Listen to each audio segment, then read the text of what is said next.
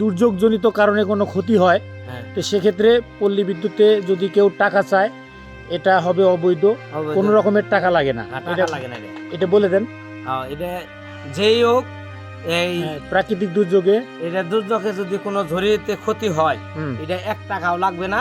অফিসের মাধ্যমে এটা এই হাইরা দিয়ে যাবে। এটা অফিসের নিয়ম, অফিসের আইন, অফিসের নীতিমালা। অফিসে জানি কোনো লোকের 10 টাকা না দেয়। প্রিয় বন্ধুগণ, আপনারা দেখতে পাচ্ছেন যে ঝড়ের কারণে একটি গাছ লাইনের উপর পড়ে যাওয়ায় একটি খুঁটি ট্রান্সফরমার সহ ভেঙে গিয়েছে। আমরা এই জায়গা দেখতে এসেছি, দেখি গ্রাহকের কোনো প্রতিক্রিয়াজনিত কিছু শুনতে পাই কি না। আপনার বাড়ি কি এখানে?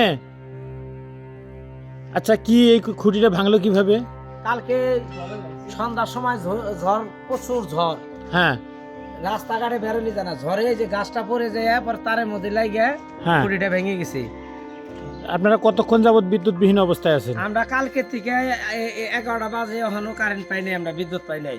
আমরা খুব কষ্টে আছি, গাড়ি গুড়ি নিয়ে চালাইতে পারতাছি না, উলান টুলান নিয়ে যে হদাই করে খামু, বাজার করতে পারতাছি না। একজনের কাছে 500 টাকা হাওলাত করে 2 কেজি টমেটো আনলাম, তারপরে এই আধা কেজি কাঁচামরিচ আনছি, আর উস্তা আনছি আধা কেজি 40 টাকা। এই যে এগিয়ে আনলাম 500 টাকা খরচ করে। তাতে করে আপনারা যে বিদ্যুৎবিহীন অবস্থায় আছেন এখন, হ্যাঁ, আপনারা কি অবস্থায় আছেন? আপনারা এই বিদ্যুৎ কি জরুরি দরকার, নাকি আর 2-4 দিন পরে আসলেও চলবে? না না, জরুরি খুব। ওই গাড়ি গুড়ি চালাতে পারতাছি না, মোটরে পানি ওঠা দিতে পারতাছি না, খুব ঝামেলায় আছি, খুব কষ্টে আছি। মোবাইল বন্ধ হয়ে গেছে গা, কোনো বেলে তো আমাদের ব্যান দিয়ে রেজেক্ট চলে কামায়। এখন যদি এটা চার্জ না দিতে পারি তাহলে আমরা কিভাবে কি করে খামু? এখন কারেন্ট আসলে, দূরত্ব আসলে 1 ঘন্টা চার্জ দিলে তো আবার 200-300 টাকা কামাইতে পারি। আপনি কি অফিসে আপনারা কি অফিসে যোগাযোগ করছিলেন, কথা বলছেন? কি বলছে তারা? অফিসে তো বলা হয়েছে যে দিব, দুপুরের আগে লাগিয়ে দিব। এই খুঁটি চেঞ্জ করে ট্রান্সফরমার পুনরায় স্থাপন করে তারা পুনরায় লাইন দিতে চাইছে, তাই তো? হ্যাঁ হ্যাঁ হ্যাঁ, লাইন দিতেছে। তাই আপনারা অপেক্ষামান অবস্থায় আছেন যে তারা কখন আসে।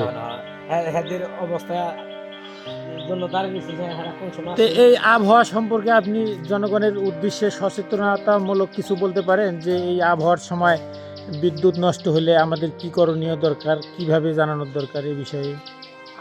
এই ঝড় আসলে, ঝড়ের আগে আপনাদের ফোনে যোগাযোগ করতে হবে যে ঝড় আসতেছে, আপনার ল্যান্ডটা বন্ধ করে দেন, ল্যান্ডটা জানি ক্ষতি না হয়, কোনো ঠাডা ভরে কোনো গাছ গোছালে না ভরে তারটা নষ্ট না হয়, সেইভাবে সেই কারণে ফোন দেওয়া উচিত। ক্ষতি হয়ে যাওয়ার পরে?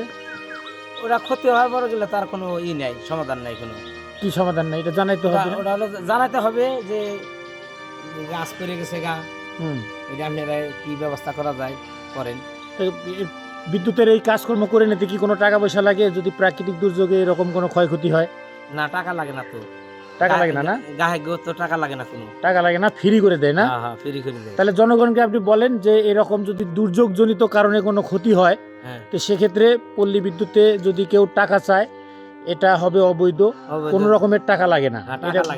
এটা বলে দেন।